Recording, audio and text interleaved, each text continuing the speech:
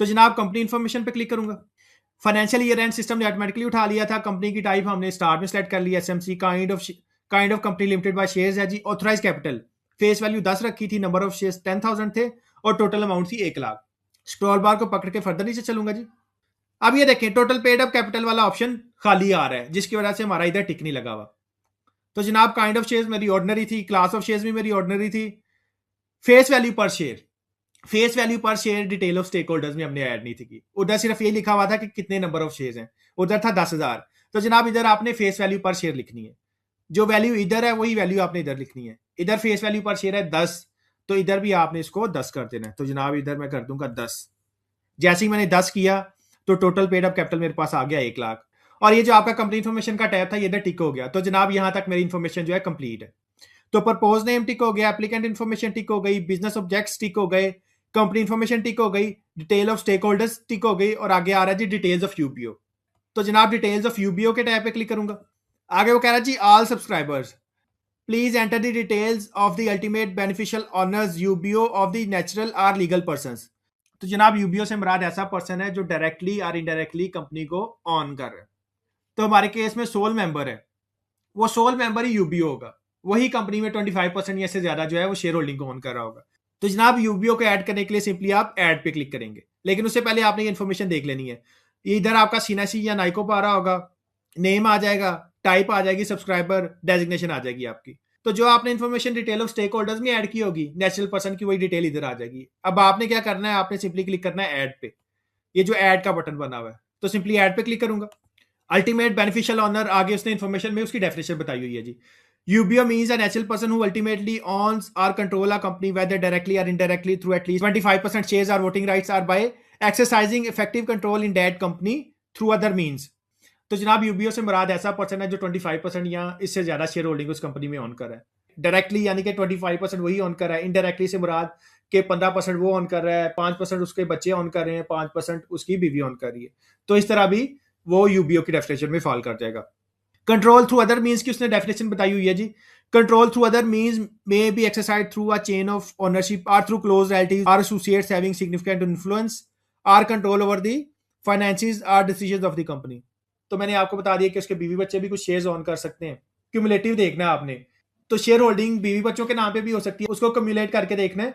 और कोई ऐसा पर्सन जो सिग्निफिकेंट इन्फ्लुएंस रखता हो वो भी आपका यूबीओ बन जाएगा। लेकिन क्योंकि एसएमसी के केस में एक ही पर्सन है तो जनाब वही यूबीओ होगा ना, वही 100% शेयर होल्डिंग ऑन कर रहा है। आगे वो बता रहा है जी if there is no natural person please obtain the identity of the relevant natural person who holds the position of senior management official. तो आगे वो कह रहा है कि अगर कोई भी नेचुरल पर्सन नहीं है, नॉन नेचुरल पर्सन से मुराद है कोई कंपनी। अब एक कंपनी भी तो कंपनी में शेयर होल्डर हो सकती है ना, तो अगर कोई कंपनी किसी कंपनी में शेयर होल्डर है तो जनाब आपने उस बंदे का नाम इधर ऐड करना है जो उस कंपनी में डायरेक्टर है, जो उस कंपनी ने इस कंपनी में नॉमिनेट किया जिस बंदे को। तो खैर आपने क्या करना है, आपने सिंपली ऐड पे क्लिक कर देना है स्टार्ट पे, आपके पास ये अल्टीमेट बेनिफिशियल ओनर का टैब ओपन हो जाएगा। इसके बाद सब्सक्राइबर आ रहा है, उसका सीएनआईसी या नाइको आ जाएगा या पासपोर्ट आ जाएगा, फॉरनर है तो। अगर कोई कंपनी शेयर होल्डर है तो कंपनी की इधर वो आ जाएगी इन्फॉर्मेशन, नेम आ गया, सब्सक्राइबर आ गया, सीईओ डायरेक्टर एंड सब्सक्राइबर उसकी डेजिग्नेशन आ गई। आगे वो कह रहा है आर यू द यूबीओ, तो यस ये जो बंदा है ये कंपनी में 25% या से ज्यादा शेयर होल्डिंग ऑन कर रहा है, बल्कि 100% ही ऑन कर रहा है क्योंकि एसएमसी है। तो इसको आपने यस करना है, तो यस पे क्लिक करूंगा, ये देखें यस के साथ राउंड सर्कल बना हुआ है, तो सिंपली यस पे क्लिक करूंगा। जैसे ही मैंने यस पे क्लिक किया वो कह रहा है जी is the UBO a Pakistani citizen or a foreign national, तो by default Pakistani citizen selected है।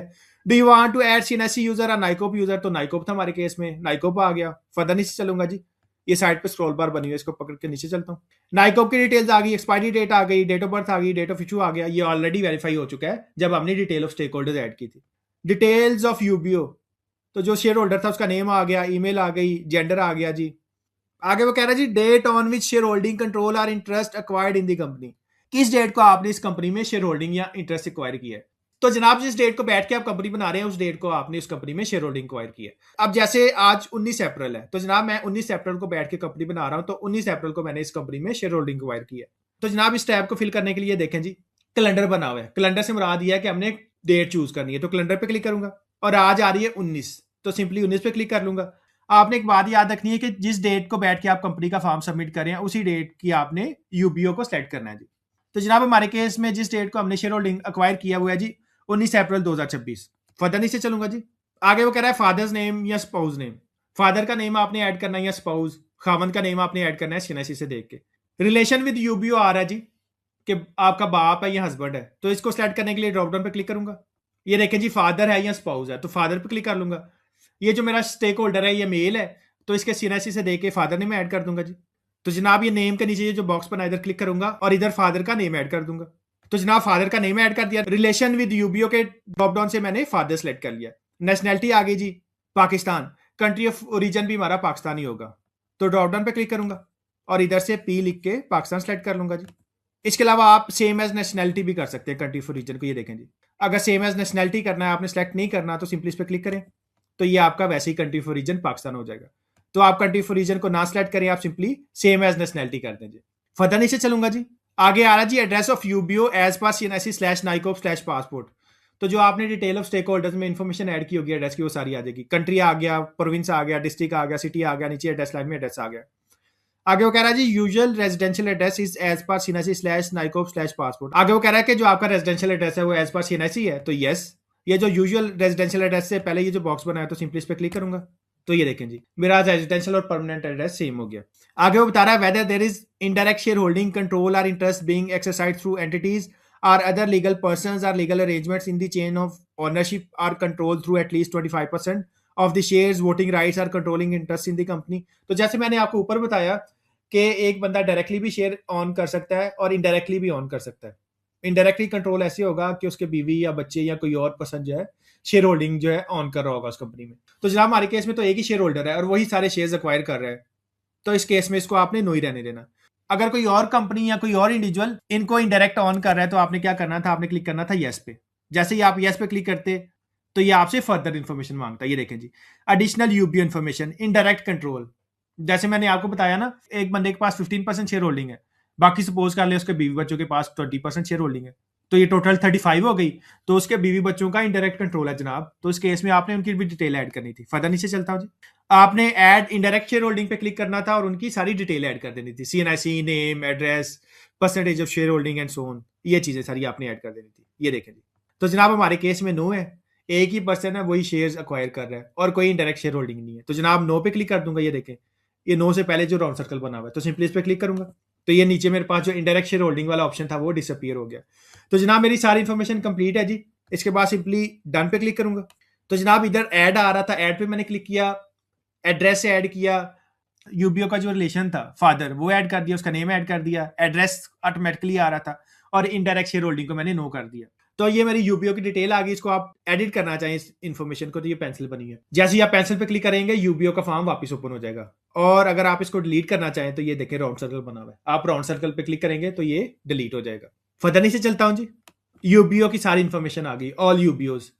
एसएमसी है तो एक ही यूबीओ है, अगर प्राइवेट लिमिटेड होती तो 2-3 जितने भी आपके मेंबर होते उतने यूबीओज हो जाते। पर्सनल इन्फॉर्मेशन है CNIC, email, gender, father name, nationality, country for reason, date on which share holding acquired वो आ गई जनाब आपकी, एंड सो ऑन। सारी इन्फॉर्मेशन जो आपने सेलेक्ट किया वो इधर आ गई, इसको आप एक दफा देख लीजिएगा। फर्दर नीचे चलता हूँ जी, एड्रेस आ गया जी और सब्सक्राइबर की इन्फॉर्मेशन आ गई जी। तो ये मेरा जो यूबीओ वाला है, डिटेल्स ऑफ यूबीओ, ये भी टिक हो गया। तो जनाब प्रपोज नेम टिक हो गया, applicant information, business objects, company information, detail of stake holders, details of UBO, articles of association और मेमोरेंडम ऑफ एसोसिएशन भी आपका कंप्लीट हो चुका है। लेकिन जो आपका आर्टिकल्स ऑफ एसोसिएशन और मेमोरेंडम ऑफ एसोसिएशन है, इसमें अक्सर डेट नहीं आ रही होती। जो आपके मेमोरेंडम और आर्टिकल है उसके एंड पे डेट लिखी होती है, अक्सर डेट नहीं आ रही होती। तो अगर आपके मेमोरेंडम और आर्टिकल्स में डेट नहीं आ रही तो आपने डेट भी ऐड करनी है। तो जनाब आर्टिकल्स ऑफ एसोसिएशन के टैब पे क्लिक करूंगा, तो वो कह रहा है जी please completely fill the form to view the memorandum of association and edit it. तो जनाब अभी तक हमारी इन्फॉर्मेशन कंप्लीट नहीं है। जब तक ये हम थर्ड पार्टी इन्फॉर्मेशन और डेक्लेरेशन ऐड नहीं करते, तो तब तक ये आर्टिकल्स ऑफ एसोसिएशन और मेमोरेंडम ऑफ एसोसिएशन का जो टैब है ये एक्टिवेट नहीं होगा। अब सपोज कर लें कि मैं मेमोरेंडम पे क्लिक करता हूँ, तो ये देखें जी, तो ये भी यही कह रहा है कि आपकी जो इन्फॉर्मेशन है वो मिसिंग है। अब ये देखें जी, हमारे पास 3 टैब्स पे टिक नहीं लगा हुआ, थर्ड पार्टी इन्फॉर्मेशन, डेक्लेरेशन और रिव्यू एंड अप्लाई पिन। तो जनाब ये हमने कंप्लीट करने हैं। जैसे ही हम थर्ड पार्टी इन्फॉर्मेशन और डेक्लेरेशन को कंप्लीट कर लेंगे, ये आपके आर्टिकल्स और मेमोरेंडम इधर आना शुरू हो जाएंगे। तो जनाब थर्ड पार्टी इन्फॉर्मेशन पे क्लिक करूंगा, ऊपर चलता हूं जी, third party information, federal and provincial entities registration data. तो जनाब इधर आपने कंपनी का कंप्लीट एड्रेस ऐड कर देना है, वो एड्रेस जो आपने FBR को देना है कंपनी का। तो जो आपकी कंपनी का रजिस्टर्ड ऑफिस एड्रेस है वही आपने इधर पेश कर देना है। तो जनाब कंपनी इन्फॉर्मेशन सबसे पहले कह रहा है जी यूनिट, और यूनिट के नीचे ये बॉक्स बना है, इस बॉक्स पे क्लिक करेंगे तो आपने जो एड्रेस लिखा है इधर कंपनी इन्फॉर्मेशन में एड्रेस लाइन में, उसको तोड़ के आप इधर लिख देंगे। मैं आपको दिखा भी देता हूँ। ये जो आपने कंपनी एड्रेस में रजिस्टर्ड ऑफिस एड्रेस सेलेक्ट किया, और ये नीचे जो आपने एड्रेस लाइन में एड्रेस लिखा है, यही एड्रेस लाइन का एड्रेस आपने तोड़ के उधर लिख देना जी थर्ड पार्टी इन्फॉर्मेशन में। तो ये बात आपने याद रखनी है। वापस चलता हूँ जी थर्ड पार्टी इन्फॉर्मेशन पे। कंपनी इन्फॉर्मेशन में यूनिट में जनाब सबसे पहले हाउस नंबर या ऑफिस नंबर लिख लेता हूँ। कंप्लेक्स या स्ट्रीट नंबर में स्ट्रीट नंबर ब्लॉक नंबर आ जाएगा। एरिया लोकेलिटी में आपकी जो हाउसिंग सोसाइटी है या एरिया उसका नेम आ जाएगा, बैरिया टाउन, गुलबर्ग, व्हाट्सएवर। तो जनाब यूनिट ऐड कर दिया, complex slash street number add कर दी, एरिया स्लैश लोकेलिटी ऐड कर दिया। डिस्ट्रिक्ट ऑटोमेटिकली उठा लिया उसने कंपनी इन्फॉर्मेशन से, और सिटी भी ऑटोमेटिकली उठा लिया कंपनी इन्फॉर्मेशन से। उसके बाद आ रहा जी कैपेसिटी, और कैपेसिटी के साथ ड्रॉप डाउन बना हुआ है। तो कैपेसिटी से मुराद ये है कि जो आपका रजिस्टर्ड ऑफिस एड्रेस है, जहां का आपने एड्रेस दिया है कंपनी का, वो एड्रेस आप ऑन कर रहे हैं, वो आपके नाम पे है जगह या रेंट पे है। अगर तो जगह आपके नाम पे है तो आप ऑनर सेलेक्ट करेंगे, और जगह अगर आपके नाम पे नहीं है तो आप बेनामी लीज स्लैश टेनेंट सेलेक्ट करेंगे। तो ड्रॉप डाउन पे क्लिक करूंगा तो ये देखें जी ऑनर आ रहा है, और दूसरा आ रहा है जी बेनामी slash lease slash tenant slash franchise slash occupant. तो जनाब हमारे केस में जो रजिस्टर्ड ऑफिस एड्रेस है वो हमने रेंट पे लिया हुआ है। तो जनाब बेनामी slash lease slash tenant slash franchisee पे क्लिक करेंगे। तो जनाब बेनामी slash lease slash tenant slash franchise slash occupant पे क्लिक करूंगा। उसके बाद वो कह रहा है जी बिजनेस शेयर परसेंटेज। ये जो एड्रेस है, ये जो जगह आपने किराए पे ली हुई है, ये 100% आपके पास है या कुछ परसेंटेज। अब ये भी तो हो सकता है ना कि एक ऑफिस है उसमें 2 लोग बैठे हुए हैं, 2 लोग ऑफिस शेयर कर रहे हो, या कोवर्किंग स्पेस है उसमें 10 बंदे ऑफिस शेयर कर रहे हो। लेकिन जो हमारा रजिस्टर्ड ऑफिस एड्रेस है वो हमने पूरे का पूरा रेंट पे लिया हुआ है। तो जनाब इधर परसेंटेज आपने ऐड कर देनी है, 1 2 3 4 व्हाट्सएवर। तो मैं 100 लिख देता हूँ। परसेंटेज का साइन नहीं लगाना, आपने सिंपली 100 लिख देना है। SECP sector food and beverages आ गया। अकाउंटिंग पीरियड मेरा 30 जून है। मैंने आपको बता भी दिया था कंपनी इन्फॉर्मेशन में कि जो हमारा अकाउंटिंग पीरियड है उसको आपने 30 जून ही रखना है। फर्दर नीचे जाने के लिए साइड पे स्क्रॉल बार बना हुआ है, इसको पकड़ के फर्दर नीचे चलता हूं जी। उसके बाद आ रहा है जी प्रिंसिपल एक्टिविटी। अब जैसे हमारे केस में था प्रिंसिपल एक्टिविटी बेवरेजेस, तो आपने एफबीआर में भी जनाब प्रिंसिपल एक्टिविटी सेलेक्ट करनी है। तो एफबीआर में प्रिंसिपल एक्टिविटी सेलेक्ट करने के लिए जनाब ये ड्रॉप डाउन बना हुआ है, सिंपली इस ड्रॉप डाउन पे क्लिक करूंगा, और ये देखें प्रिंसिपल एक्टिविटी के साथ स्टार लगा हुआ है, ये आपने लाजमी फिल करना है। तो जनाब ड्रॉप डाउन पे क्लिक कर लेता हूँ। सबसे पहले आ रहा जी अदर सर्विस एक्टिविटीज, सर्विसेज, फिर आपकी ड्राई क्लीनिंग की है, पंप्स की है, मेडिकल सर्विसेज है, एक्सप्लोरेशन है। ऐसे ही आप फर्दर इसको देखते जाएंगे तो एडमिन सर्विसेज आ रही है, आईटी की सर्विसेज आ जाएंगे जी, रेस्टोरेंट की सर्विसेज है, मैरिज हॉल्स हैं, सर्विसेज हैं क्लब्स की, शिपिंग एजेंट्स, ट्रांसपोर्टेशन, एचआर की आ गई जनाब। तो ये सारी सर्विसेज आपकी इधर आ रही होंगी। तो आपसे रिलेटेड जो सर्विसेज होगी वो आपने इधर से देख लेनी है जी। तो जनाब स्क्रॉल बार को पकड़ के मैं एंड पे चलता हूँ जी। अब मुझे बेवरेजेस की ट्रेड से रिलेटेड कोई भी नहीं मिल रही, तो आपने क्या करना है जनाब, आप सबसे ऊपर चलें। अगर आपको कुछ भी नहीं मिल रहा तो आपने अदर सर्विसेज एक्टिविटीज पे जाके सर्विसेज स्लैश सर्विसेज को सेलेक्ट कर लेना है। तो जनाब मैंने other activities services slash services को सेलेक्ट कर लिया। इसको मैं बाद में जाके चेंज भी कर सकता हूँ जब मेरी कंपनी बन जाएगी। फर्दर नीचे चलूंगा जी। उसके बाद आ रहा है जी detail of officers. Natural person name आ गया, सीईओ डायरेक्टर सब्सक्राइबर आ गया, नाइकोप आ गया, और एनटीएन आ गया। उसके बाद आ रहा है जी registration with EOBI. Do you want to registered with EOBI? EOBI से मुराद है जी employees old age benefit institute. तो जनाब ईओबीआई में आपने रजिस्टर्ड नहीं होना। ईओबीआई कहता है कि 5 या 5 से ज्यादा अगर आपके इंप्लॉइज हों तो आपने ईओबीआई में रजिस्टर्ड होना है, और मंथली कुछ कंट्रीब्यूशन करनी है आपने। तो जनाब हमने ईओबीआई में रजिस्टर्ड नहीं होना। आगे वो कह रहा है जी कि प्रोविंशियल इंप्लॉय सोशल सिक्योरिटी, आपने सोशल सिक्योरिटी में रजिस्टर्ड करना है इंप्लॉइज को क्या नहीं, तो आपने नो पे क्लिक करना है जी। इसके बाद फर्दर नीचे चलूंगा जी। Provincial labour and human resource, तो हमने नो करना है इसको भी जी। और लास्ट में कह रहा है कि आप excise taxation and narcotics control department के साथ भी रजिस्टर्ड होना चाह रहे हैं, तो आपने इसको भी नो रहने देना है। तो ये आपने ईओबीआई की, सोशल सिक्योरिटी की, ह्यूमन रिसोर्स की और एक्साइज की रजिस्ट्रेशन नहीं करनी है, आपने इसको नो ही रहने देना है। ये बाय डिफॉल्ट नो ही है, ये आप देख सकते हैं जी। तो जनाब सबसे ऊपर चलता हूँ। कंपनी इन्फॉर्मेशन में हमने कंपनी का एड्रेस दे दिया कंप्लीट। कैपेसिटी में बेनामी आ गया। बिजनेस शेयर में मैंने 100% कर दिया क्योंकि ये हमने रेंट पे लिया हुआ है। एससीसीपी सेक्टर और अकाउंटिंग पीरियड सिस्टम ने ऑटोमेटिकली उठा लिया। फर्दर नीचे चलूंगा। प्रिंसिपल एक्टिविटी मुझे नहीं मिल रही थी। प्रिंसिपल एक्टिविटी सेलेक्ट करने के लिए आप ड्रॉप डाउन पे क्लिक करेंगे, और उसके बाद आप स्क्रॉल बार से अपनी रेलेवेंट एक्टिविटी सर्च कर लेंगे जी। तो मेरे केस में सर्विसेज है जी, मैंने बेवरेजेस की सर्विसेज प्रोवाइड करनी है। मैंने जो वाटर की बॉटल्स हैं उनको रिफिल करना है। उसके बाद detail of officers, natural person की डिटेल, स्टेक होल्डर से आ गई, ये जो डिटेल ऑफ स्टेक होल्डर्स का टैब है। नेम आ गया, डेजिग्नेशन आ गई, नाइकोप आ गया और एनटीएन आ गया। फर्दर नीचे चलता हूँ जी। उसके बाद वो बता रहा है कि प्रोविंशियल बॉडीज के साथ आपने रजिस्टर्ड होना है, ईओबीआई, उसके बाद social security, human resource department और एक्साइज एंड टैक्सेशन। तो इसको हमने नो ही रहने देना है, ये बाय डिफॉल्ट नो ही है। तो जनाब थर्ड पार्टी इन्फॉर्मेशन मेरी टिक हो गई। इसके बाद मेरा रहता है जी डिक्लेरेशन और रिव्यू एंड अप्लाई पिन। तो जनाब डेक्लेरेशन टैब पे चलूंगा। आगे वो कह रहा है जी fill the declaration first to proceed.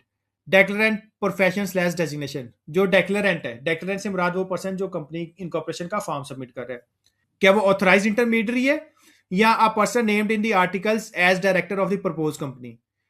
तो डेक्लेरेंट कोई भी हो सकता है, वो पर्सन जो कंपनी में डायरेक्टर है या ऑथराइज इंटरमीडियरी। अब ऑथराइज इंटरमीडियरी से मुराद वो पर्सन है जो एससीसीपी में रजिस्टर्ड है। SCCP certain highly qualified individuals को ऑथराइज इंटरमीडियरी का लाइसेंस प्रोवाइड करती है। ऐसे बंदे जो चार्टर्ड अकाउंटेंट है, कॉस्ट एंड मैनेजमेंट अकाउंटेंट है, लॉयर्स है, जिनके पास फाइनेंस की डिग्री है और फाइनेंस का रेलेवेंट एक्सपीरियंस है, उनके पास ऑफिस है, उनके पास सर्टेन नंबर ऑफ लैपटॉप्स या पीसीज है और पूरा सेटअप लगा हुआ है और वो कंसल्टेंसी का काम करते हैं। तो ऐसे बंदे एससीसीपी में ऑथराइज इंटरमीडियरी की इनरोलमेंट के लिए अप्लाई करते हैं और एससीसीपी उनको ऑथराइज इंटरमीडियरी का लाइसेंस देता है। तो जनाब आप ऑथराइज इंटरमीडियरी को भी पॉइंट कर सकते हैं अगर आप किसी ऑथराइज इंटरमीडियरी से कंपनी इनकॉर्पोरेट करवा रहे हैं। दूसरा आ रहा है जी person named in the articles as director of the propose company. तो जनाब हम प्रोसेस सबमिट कर रहे हैं डायरेक्टर के पोर्टल से। अगर आप डायरेक्टर के पोर्टल से प्रोसेस को सबमिट कर रहे हैं तो जनाब ये देखें, अब person named in the articles as director of the propose company के स्टार्ट पे ये राउंड सर्कल बना हुआ है। तो सिंपली इस राउंड सर्कल पे क्लिक करूंगा। जैसे मैंने राउंड सर्कल पे क्लिक किया, ये नीचे एक टैब ओपन हो गया। वो कह रहा है plus click here to add declarant from the directors of the propose company. वो कह रहा है जी कि इस पे क्लिक करें इस टैब पे और इधर से जो आपका डेक्लेरेंट है उसको सिलेक्ट कर लें। तो जनाब हमारे केस में एक ही डायरेक्टर है, वही इधर आ रहा होगा। तो सिंपली इस टैब पे क्लिक करूंगा। तो वो कह रहा है जी ऐड डेक्लेरेंट, नेम आ गया, डायरेक्टर आ गई, डेजिग्नेशन नाइकोप आ गया और डायरेक्टर के नेम से पहले राउंड सर्कल बना हुआ। सिंपली इस पे क्लिक करूंगा और ऐड एंड नोटिफाई कर दूंगा। तो जनाब ऐड एंड नोटिफाई पे क्लिक करूंगा। Declarant is added at CI declarant for this process and email is sent successfully. तो जनाब डेक्लेरेंट ऐड हो गया आपका और डेक्लेरेंट को ईमेल भी चली गई। उसके बाद ये अंडरटेकिंग आ रही है जी, I do hereby solemnly and sincerely declare that कि जो भी इंफॉर्मेशन प्रोवाइड की है वो ट्रू एंड फेयर है। I have been authorised at declarant by subscribers. Subscribers की तरफ से मुझे डेक्लेरेंट डिक्लेयर किया गया है। सोल मेंबर है तो जनाब वही डेक्लेरेंट होगा ना। फर्दर नीचे चलता हूँ। आगे बता रहा है कि कंपनीज एक्ट की तमाम रिक्वायरमेंट्स हमने फुलफिल कर ली हैं। यूबीओ के मुतालिक जो भी नेसेसरी इन्फॉर्मेशन थी वो हमने ऐड कर दी और वो हमने ऐड कर दी डिटेल्स ऑफ यूबीओ के टाइम में। उसका नेम, फादर नेम, क्या वो इंडायरेक्ट शेयर होल्डिंग ऑन कर रहा है कि नहीं, तो नो किया हमने। और लास्ट पे वो कह रहा है कि जो भी हमने इन्फॉर्मेशन प्रोवाइड की है वो ट्रू एंड फेयर है। तो जनाब आई do hereby solemnly and sincerely declared से पहले ये जो बॉक्स बना हुआ है इसको टिक करूंगा। तो सिंपली इस पर टिक कर लेता हूँ जी। जैसे मैंने टिक किया मेरा डेक्लेरेशन का टैब भी टिक हो गया। तो जनाब ये सारी इन्फॉर्मेशन मेरी कंप्लीट हो चुकी है सिवाय रिव्यू एंड अप्लाई पिन के। तो जनाब अब हमने क्या करना था, मैंने आपको बताया था कि आपने आर्टिकल्स और मेमोरेंडम में जो डेट है वो आपने ऐड करनी है। तो जनाब आर्टिकल्स ऑफ एसोसिएशन के टैब पे क्लिक करूंगा। जैसे ही मैं आर्टिकल ऑफ एसोसिएशन के टैब पे आया वो कह रहा है do you want to make any amendments to article of association, कि आप आर्टिकल ऑफ एसोसिएशन में कोई अमेंडमेंट करना चाह रहे हैं तो जनाब आपने इसको कर देना यस। आप अमेंडमेंट करना चाह रहे हैं, अगर आपके नीचे डेट नहीं आ रही आर्टिकल्स के लास्ट पेज पे तो आपने इधर डेट ऐड करनी है।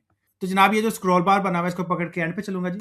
ये देखें, ये लास्ट पे आपका सब्सक्राइबर पेज है, नेम आ जाएगा CNIC, father name not required है, कंट्री आ जाएगी, ऑक्यूपेशन आ गया, एड्रेस आ गया, नंबर ऑफ शेयर सब्सक्राइब 10,000 और वो कह रहा है जी इलेक्ट्रॉनिकली साइंड। अब सब्सक्राइबर पेज के नीचे ये देखें जी, डेटेड द डे ऑफ, ना डेट आ रही है और ना ही ईयर आ रहा है। तो जनाब हमने इधर डेट लिखनी है, डेटेड दी 19, आज 19 अप्रैल है तो ये 19 आ गया। तो डे ऑफ के बाद आप मंथ ऐड कर देंगे। तो मंथ चल रहा है जी अप्रैल, तो अप्रैल ऐड कर दूंगा इधर। तो जनाब डेटेड दी के बाद मैंने 19 ऐड कर लिया, डे ऑफ के बाद मैंने अप्रैल ऐड कर दिया। उसके बाद कॉमा आ रहा है जी, स्पेस दूंगा और इधर ऐड कर दूंगा 2026। तो जनाब ये मेरे आर्टिकल ऑफ एसोसिएशन जो है ये कंप्लीट हो चुके हैं।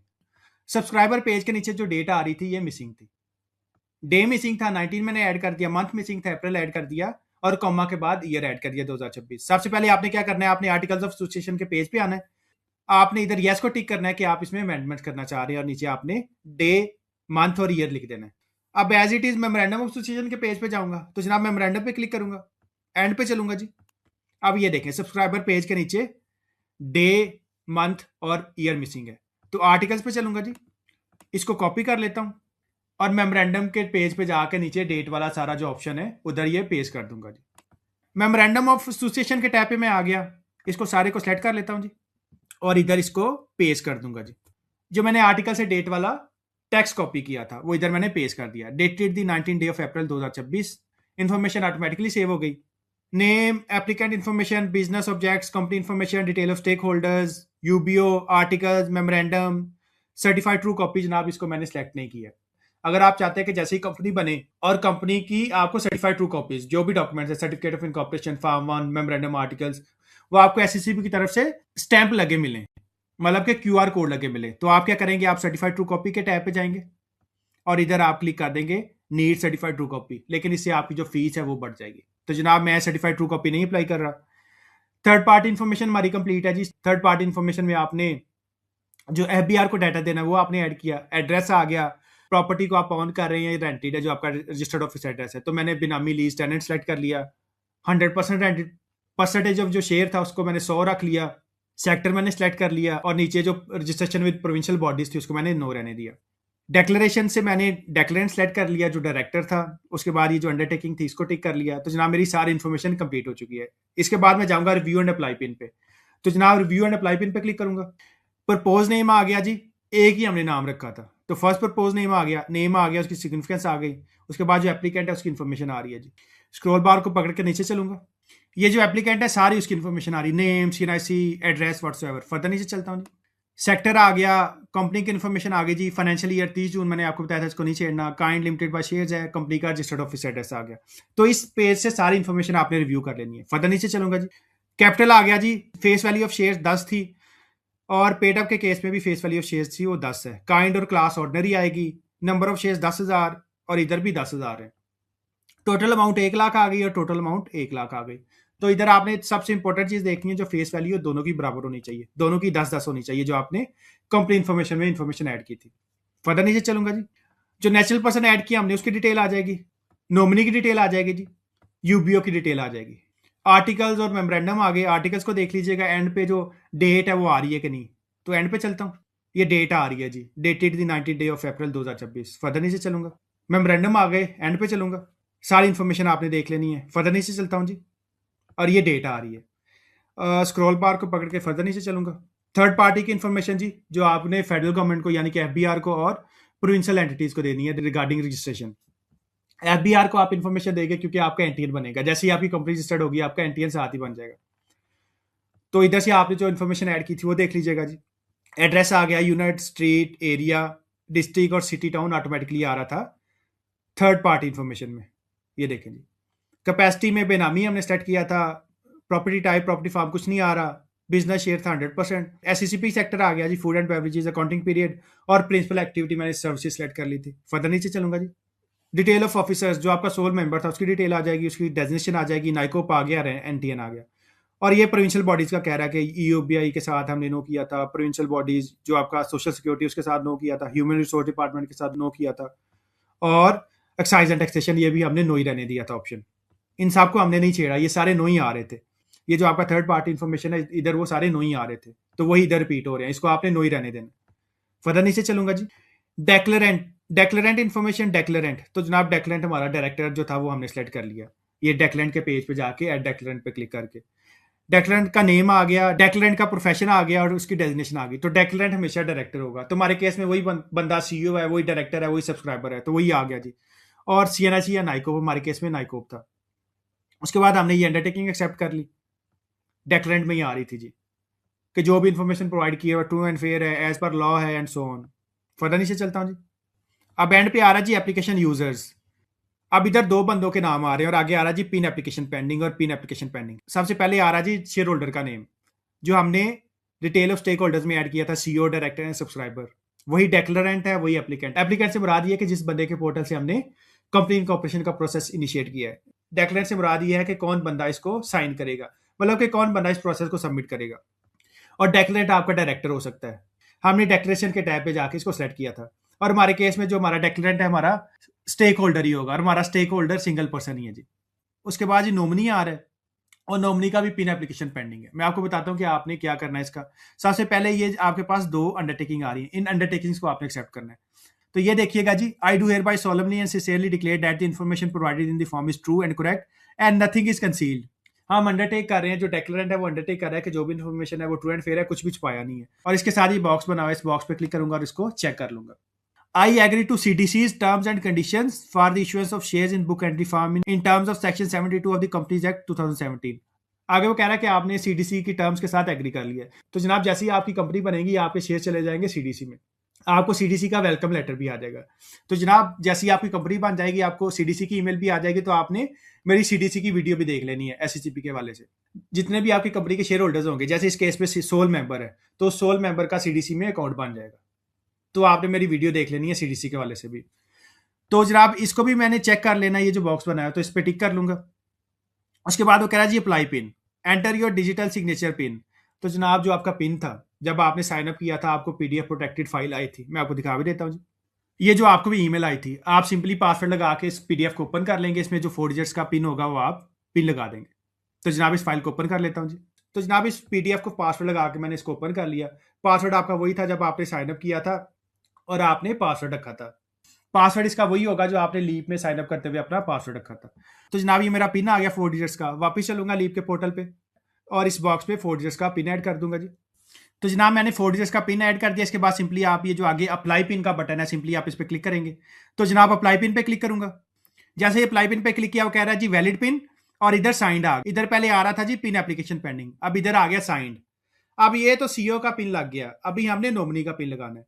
तो जनाब हमने नॉमिनी का भी साइन अप कर लिया। जब हमने कंपनी इनकॉर्पोरेशन का प्रोसेस स्टार्ट किया था, उससे पहले हमने नॉमिनी का भी और हमने सोल मेंबर का भी साइन अप कर लिया था एसएससीपी के पोर्टल पे। तो जनाब इसको मैं लॉग आउट करूंगा और नॉमिनी के पोर्टल में जाके इस प्रोसेस को दोबारा ओपन करूंगा और उधर दोबारा पिन लगाऊंगा। तो जनाब ऊपर चलता हूँ, स्क्रॉल बार पकड़ के ऊपर चलूंगा जी। ये लेफ्ट साइड पे एक्सट्रीम टॉप पे आपके पास आ रहा है जी मेन्यू, और साथ में ये डॉट्स बने हुए। तो मेन्यू पे क्लिक करूंगा और एंड पे आपके पास आ रहा है जी साइन आउट। तो साइन आउट पे क्लिक करके साइन आउट हो जाऊंगा जनाब डायरेक्टर के लॉगिन से। तो साइन आउट पे क्लिक करूंगा, ये वापस मुझे लीप लॉगिन पे ले जाएगा। तो जनाब इधर जो आपका नॉमिनी है, नॉमिनी का सीएनएसी नंबर ऐड कर दूंगा और नॉमिनी का पासवर्ड ऐड कर दूंगा। तो जनाब मैंने नॉमिनी का सीएनएसी नंबर ऐड कर दिया, नॉमिनी का पासवर्ड ऐड कर दिया। इसके बाद सिंपली लॉगिन पे क्लिक करूंगा। अच्छा जी, जैसे ही मैंने नॉमिनी के क्रेडेंशियल्स यूज करते हुए एससीसीपी लीप में लॉगिन किया, तो ये आप नीचे देख सकते हैं जी एप्लीकेशन स्टेटसेस। एक एप्लीकेशन आ रही है ड्राफ्ट में, ये वही एप्लीकेशन है जो हमने डायरेक्टर के पोर्टल से इनिशिएट की थी और हमने ऐड नॉमिनी में इस बंदे को नॉमिनी ऐड किया था। तो जनाब इस एप्लीकेशन को देखने के लिए स्क्रॉल बार पकड़ के फर्दर नीचे चलूंगा। इस स्क्रॉल बार को पकड़ के भी नीचे चलता हूं जी। ये देखें जी माय पेंडिंग प्रोसेसेस, ये वाले हमारे प्रोसेसेस पेंडिंग में। आपको इस ड्राफ्ट से भी आइडिया हो जाएगा और आपको माय पेंडिंग प्रोसेसेस से भी आइडिया हो जाएगा जी। कंपनी का नेम आ गया without SFC private limited, combined name reservation and incorporation, ये प्रोसेस हम इनिशिएट कर रहे हैं जी। ड्राफ्ट आ गया, ये प्रोसेस अभी ड्राफ्ट में सबमिट नहीं किया। एप्लीकेशन आईडी, एससीसीपी में जो भी आप प्रोसेस सबमिट करेंगे उसकी एक यूनिक एप्लीकेशन आईडी होगी जी। स्टेटस अपडेटेड ऑन 20 अप्रैल 2026, किस डेट को इसका स्टेटस अपडेट हुआ, इसको आपने छोड़ देना जी। अब दो ऑप्शंस आ रहे हैं इसके पास।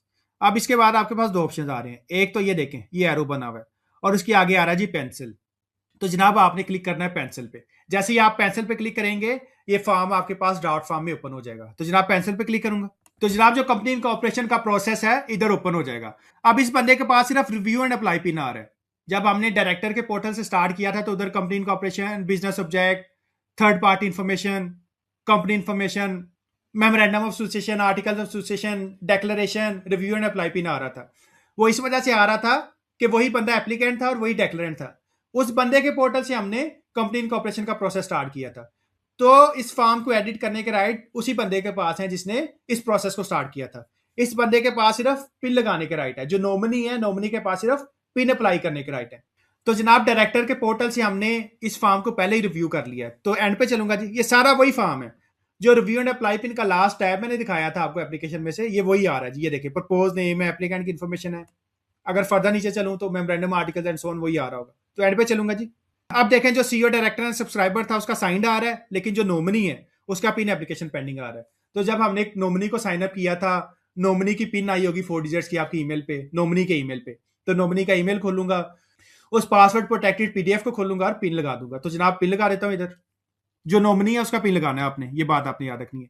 नॉमिनी का पिन सेपरेट उसको ईमेल आया होगा और डायरेक्टर का पिन उसको सेपरेट ईमेल आया होगा। तो नॉमिनी का पिन लगा लेता हूं जी।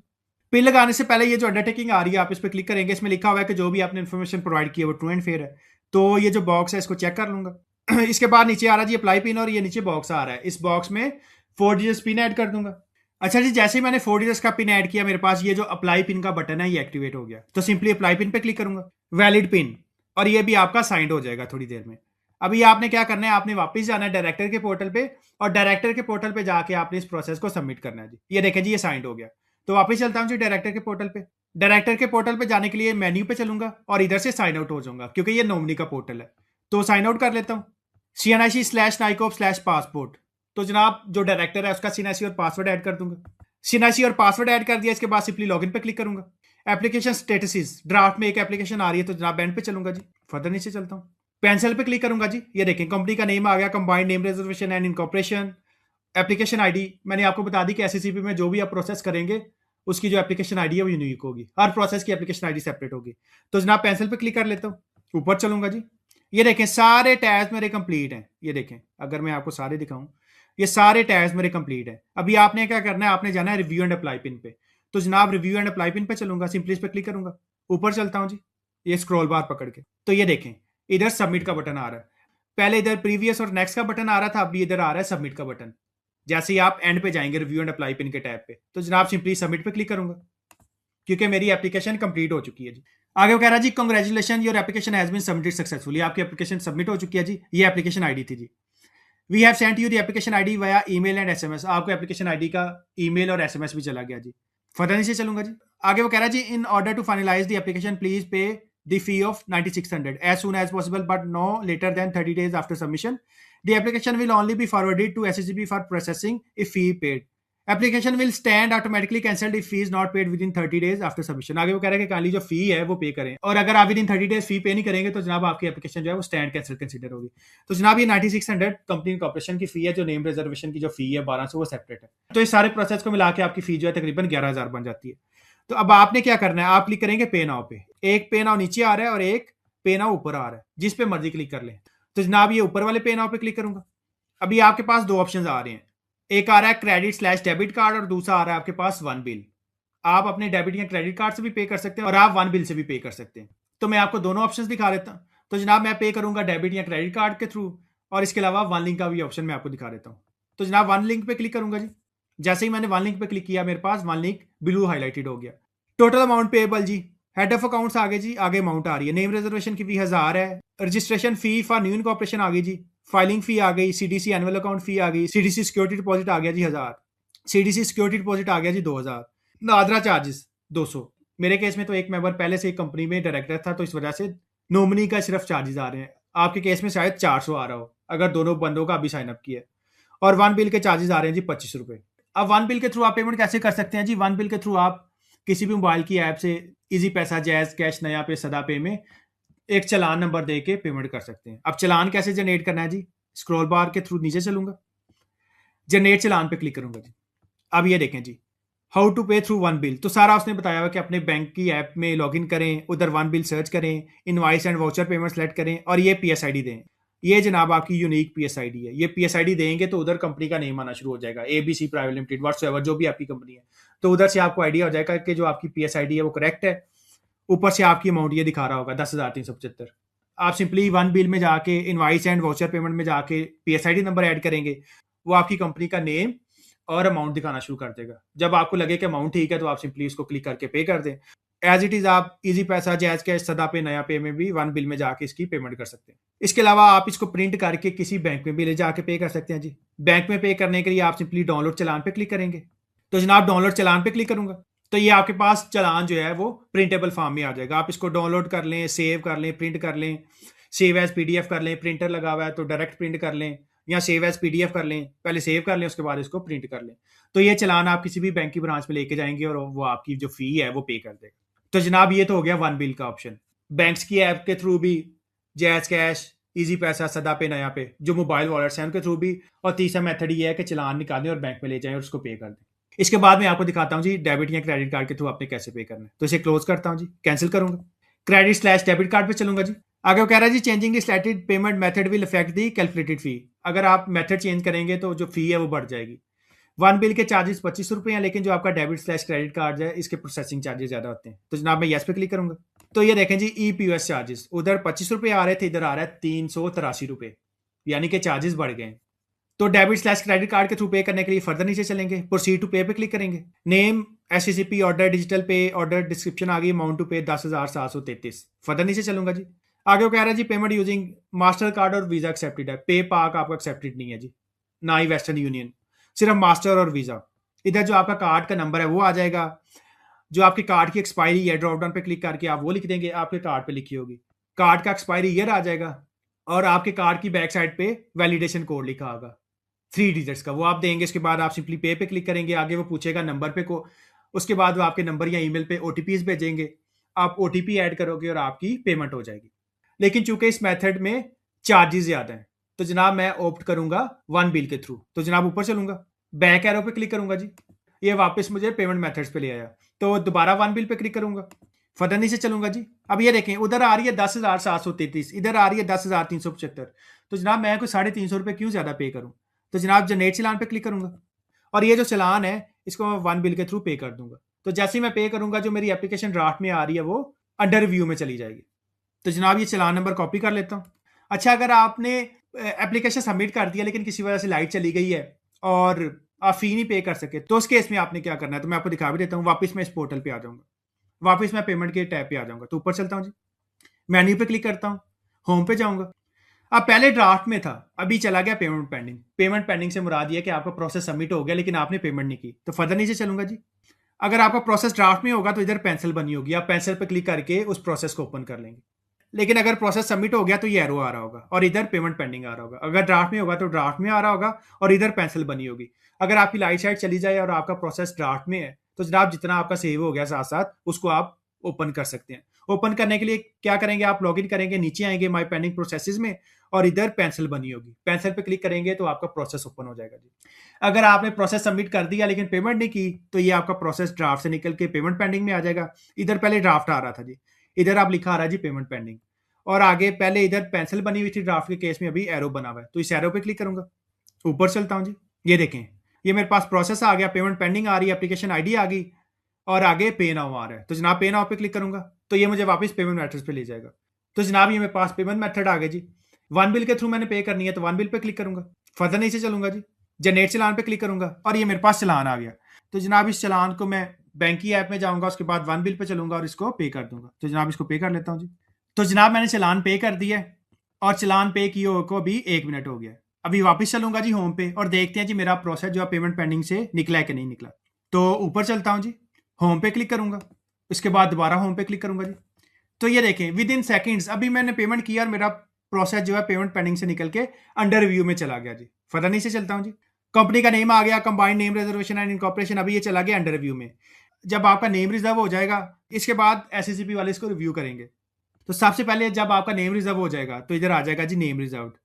आपका नेम रिजर्व हो जाएगा 60 डेज के लिए, उसके बाद ऑटोमेटिकली आपका इनकॉर्पोरेशन का प्रोसेस स्टार्ट हो जाएगा।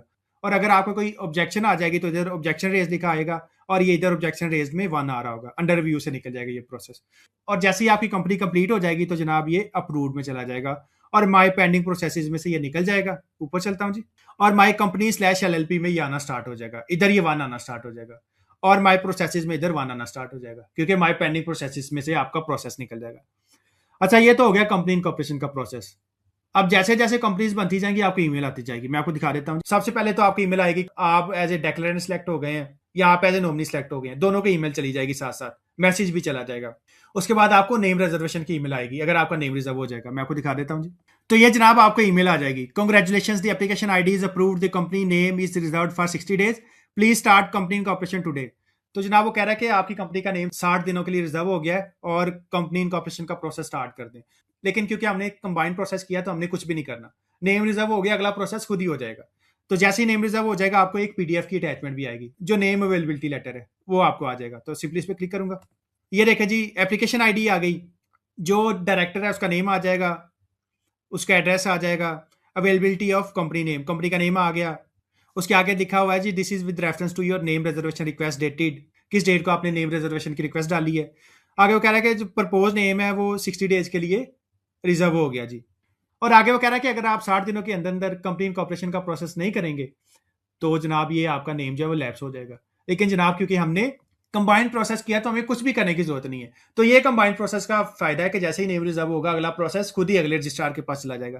तो जनाब ये रजिस्ट्रार का नेम आ गया और उसकी डेजिग्नेशन आ गई असिस्टेंट रजिस्ट्रार। ऊपर चलता हूँ जी, Securities and Exchange Commission of Pakistan business centre at head office Islamabad. तो जनाब जितनी भी कंपनीज हैं अब इस्लामाबाद में बनती हैं, चाहे कंपनी का हेड ऑफिस कराची हो, मुल्तान हो, लाहौर हो, सियालकोट हो, व्हाट्सएवर, अब सारी कंपनीज इस्लामाबाद से बन रही हैं। तो अगर आपको कोई ऑब्जर्वेशन आती है तो जनाब आपने इस्लामाबाद में कॉल करनी है। आप नंबर गूगल भी करके एससीसीपी का जो यूएएन नंबर है वो देख सकते हैं जी। तो जनाब ये तो नेम रिजर्वेशन होगी। इसके बाद जैसे ही कंपनी बनेगी आपको इनकॉर्पोरेशन के डॉक्यूमेंट्स भी आ जाएंगे, वो भी मैं आपको दिखा देता हूँ जी। तो जनाब जैसे ही आपकी कंपनी बनेगी तो आपको कंपनी इनकॉर्पोरेशन के डॉक्यूमेंट्स भी आ जाएंगे, और आगे वो बता रहा है कि जनाब अगर आपने ट्रेडमार्क रजिस्टर्ड करना है तो आप ट्रेडमार्क भी रजिस्टर्ड कर सकते हैं विद आईपीओ पाकिस्तान।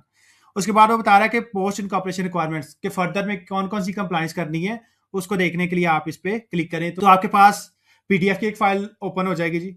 आगे वो बता रहा है कि फीडबैक दें अगर आप देना चाह रहे हैं तो जनाब एक्नॉलेजमेंट आ रही होगी, फार्म 1 आ रहा होगा, सर्टिफिकेट ऑफ इनकॉर्पोरेशन आ रहा होगा। अब इस प्रोसेस में मैंने ना सर्टिफाइड ट्रू कॉपी भी सिलेक्ट की थी, मेरी फीस थोड़ी बढ़ गई थी, तो ये देखे दो डॉक्यूमेंट्स आ रहे हैं, सर्टिफिकेट ऑफ इनकॉर्पोरेशन 1 2। एक आपका सर्टिफिकेट ऑफ इनकॉर्पोरेशन वैसे होगा और एक के साथ ये देखें क्यूआर कोड लगा होगा, ये देखें जी। तो ये जनाब सर्टिफाइड ट्रू कॉपी है, इसको आप स्कैन करेंगे तो ये आपका वेरीफाई हो जाएगा। आर्टिकल्स आ गए जी, दो, एक सादा वाले हैं ओरिजिनल और एक सर्टिफाइड ट्रू कॉपी है। फार्म 1 आ गया एक सादा वाला, ये देखें ये सादा वाला और ये सर्टिफाइड ट्रू कॉपी है। ऐसे ही मेमोरेंडम सादा वाला और सर्टिफाइड ट्रू कॉपी, ये देखें जिसके साथ स्कैन वाला बारकोड लगा हुआ है। इसके साथ ही आपको एफबीआर की भी ईमेल आ जाएगी, कंपनी का आईडी पासवर्ड एफबीआर का, और साथ में अगर इंडिविजुअल का जो सोल ओनर है उसका एनटीएन नहीं बना हुआ तो उसका भी एनटीएन बन जाएगा जी। और साथ में ही आपको सीडीसी का वेलकम लेटर भी आ जाएगा, वो भी मैं आपको दिखा देता हूँ जी। ये देखें जी, welcome to the central depository system, gateway to seamless issuance of shares in book entry form. तो जनाब सीडीसी के बारे में आप मेरी वीडियो भी देख सकते हैं कि सीडीसी में आपने किस तरह से साइन अप करना है, आपने सिग्नेचर कार्ड कैसे भेजना है, तो ये फर्दर एक अलहदा से डिस्कशन है, तो उसके बारे में आप मेरी सीडीसी की वीडियो देख सकते हैं जी। तो जनाब इस तरह से आप जो कंपनी है, जो आपके सिंगल मेंबर कंपनी है, उसको आप इनकॉर्पोरेट कर सकते हैं एससीसीपी में। इसके अलावा अगर आप कंपनीज मेरे से इनकॉर्पोरेट करवाना चाहें तो आप मेरे से भी इनकॉर्पोरेट करवा सकते हैं। अगर आपकी कोई क्वेरी हो तो आप मुझे व्हाट्सएप कर सकते हैं, कॉल कर सकते हैं, कोशिश कीजिएगा कि व्हाट्सएप किया करें। अगर आपने ये प्रोसेस हमसे करवाना है तो आप हमसे कोटेशन ले सकते हैं। जाने से पहले काइंडली चैनल को सब्सक्राइब कर दीजिएगा, वीडियो को लाइक कर दीजिएगा। ये था आज के लिए, थैंक यू सो मच, अल्लाह हाफिज़।